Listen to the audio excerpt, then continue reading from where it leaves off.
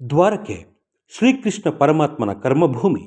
ಈ ದ್ವಾರಕೆ ಈಗ ಇರೋದು ಸಮುದ್ರದ ಆಳದಲ್ಲಿ. ಈ ಸಮುದ್ರದ ಆಳಕ್ಕೆ ಹೋಗಿ ಶ್ರೀಕೃಷ್ಣನ ನಗರದ ರಹಸ್ಯ ಹುಡುಕೋ ಪ್ಲಾನ್ ನಡೀತಾ ಇದೆ. ಶ್ರೀಕೃಷ್ಣನಿಗೆ ಮಥುರಾ ಹುಟ್ಟೂರಾದರೆ ದ್ವಾರಕೆ ಆತನೇ ಕಟ್ಟಿದ ಅಥವಾ ಕಟ್ಟಿಸಿದ ರಾಜಧಾನಿ. ಆದರೆ ಈ ದ್ವಾರಕೆ ಈಗ ಇರೋದು ಅರಬ್ಬಿ ಸಮುದ್ರದ ಒಳಗೆ. ಈಗ ಆ ಸಮುದ್ರದೊಳಗೆ ಹೋಗಿ ಮತ್ತೊಮ್ಮೆ ದ್ವಾರಕೆಯ ರಹಸ್ಯ ಶೋಧ ಮಾಡೋ ಪ್ರಯತ್ನ ಶುರುವಾಗಿದೆ. ನಿಮಗೆಲ್ಲ ಗೊತ್ತಿರೋ ಹಾಗೆ ಈ ದ್ವಾರಕೆ ಅನ್ನೋ ನಗರ ಪುರಾಣ ನಗರ ಅಷ್ಟೇ ಅಲ್ಲ, ಅದಕ್ಕೊಂದು ಇತಿಹಾಸ ಇದೆ ಅನ್ನೋದನ್ನು ಪ್ರೂವ್ ಮಾಡಿ ತೋರಿಸಿದ್ದು ನಮ್ಮ ಶಿವಮೊಗ್ಗದ MR ರಾವ್ ಅವರು. 70-80ಸ್ನಲ್ಲಿ ಇಂಥದ್ದೊಂದು ಪ್ರಯತ್ನ ಆಗಿತ್ತು. ಆ ಸಂಶೋಧನೆಯಲ್ಲಿ ದ್ವಾರಕಾ ಅನ್ನೋದು ಕಲ್ಪನೆಯ ನಗರ ಅಲ್ಲ, ಪಕ್ಕಾ ಪ್ಲಾನ್ ಮಾಡಿ ಕಟ್ಟಿದ್ದ ಸಿಟಿ ಅನ್ನೋದನ್ನು ಪ್ರೂವ್ ಮಾಡಿದ್ರು MR ರಾವ್. ಅವರಿಗೆ ಆಗ ಹೋಗೋಕೆ ಸಾಧ್ಯ ಆಗಿದ್ದದ್ದು ಸಮುದ್ರದ ಆಳದ 500 ಮೀಟರ್ ಒಳಕ್ಕೆ ಮಾತ್ರ. ಆದರೆ ಈಗ ಸುಮಾರು 2-3 ಕಿಲೋಮೀಟರ್ ಆಳಕ್ಕೆ ಹೋಗ್ತಾರಂತೆ. ದ್ವಾರಕಾ ಕರಾವಳಿಯ ಮತ್ತು ಓಖಾ ಕರಾವಳಿ ದ್ವೀಪದಿಂದ ಶೋಧ ಕಾರ್ಯ ಶುರುವಾಗಿದೆ. ಸಮುದ್ರದ ಹೊರಗೆ ಉತ್ಖನನ ಮತ್ತು ಅಧ್ಯಯನ 2005 ಮತ್ತು 2007ರ ಮಧ್ಯೆ ಒಂದ್ಸಲ ಆಗಿತ್ತು. ಗುಜರಾತಿನ ಕಚ್ ಭಾಗದಲ್ಲಿ ಪಂಚಕುಯಿ ಅನ್ನೋ ಪ್ರದೇಶ ಬರುತ್ತೆ. ಅಲ್ಲಿನೇ ದ್ವಾರಕಾ ನಗರ ಮುಳುಗಿದೆ ಅನ್ನೋದು ಸಾಬೀತಾಗಿತ್ತು. ದ್ವಾರಕಾ ಅಷ್ಟೇ ಅಲ್ಲ, ASI ಅಂದರೆ ಪುರಾತತ್ವ ಸಂಶೋಧನಾ ಸಂಸ್ಥೆಯ ಅಂಡರ್ ವಾಟರ್ ಟೀಮ್ ಈಗ ಲಕ್ಷದ್ವೀಪದ ಬಂಗಾರಂ ದ್ವೀಪ, ತಮಿಳುನಾಡಿನ ಮಹಾಬಲಿಪುರಂ, ಮಣಿಪುರದ ಲೋಕ್ಟಕ್ ಸರೋವರ, ಮಹಾರಾಷ್ಟ್ರದ ಎಲಿಫೆಂಟಾ ದ್ವೀಪ ಎಲ್ಲ ಕಡೆ ಸಮುದ್ರದ ಆಳಕ್ಕೆ ಇಳಿದಿದೆ.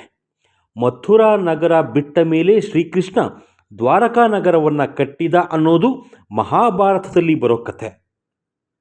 ಮಹಾಭಾರತದಲ್ಲಿ ಶ್ರೀಕೃಷ್ಣ ಕಂಸನನ್ನು ಕೊಂದ ಮೇಲೆ ಬಲರಾಮನಿಗೆ ಪಟ್ಟಾಭಿಷೇಕ ಆಗುತ್ತೆ. ಆಗ ಕಂಸನ ಮಾವ ಜರಾಸಂಧ ಕೃಷ್ಣ ಬಲರಾಮರನ್ನು ಮುಗಿಸಬೇಕು ಅಂತ ಅಟ್ಯಾಕ್ ಮಾಡ್ತಾನೆ.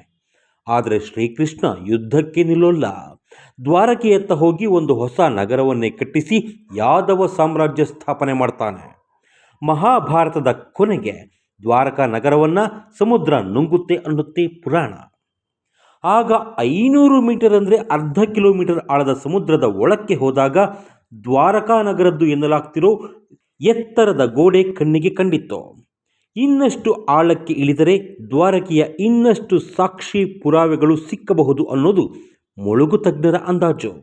ಏಕೆ ಅಂದರೆ ಸಮುದ್ರದ ರಕ್ಷಣೆಯಲ್ಲೇ ಕಟ್ಟಲ್ಪಟ್ಟಿದ್ದ ದ್ವಾರಕೆಯ ಜೊತೆ ಕರಾವಳಿಯ ಜನ ವ್ಯವಹಾರ ನಡೆಸ್ತಾ ಇದ್ರು ಅನ್ನೋದಕ್ಕೆ ಸಾಕ್ಷಿಗಳು ಸಿಕ್ಕಿವೆ. ಇನ್ನು ಸಾಕ್ಷಿ ಸಿಗಬೇಕಿರೋದು ಸಮುದ್ರದ ಆಳದಲ್ಲಿ. ಈಗಾಗಲೇ ದ್ವಾರಕೆಯ ಒಂದು ಭಾಗದಲ್ಲಿ ಹರಪ್ಪ ಮಹೇಂಜೋದಾರೋ ಸಂಸ್ಕೃತಿಯಲ್ಲಿ ಕಂಡು ಬಂದಿದ್ದಂತಹ ಒಂದಿಷ್ಟು ಕುರುಹುಗಳಿವೆ.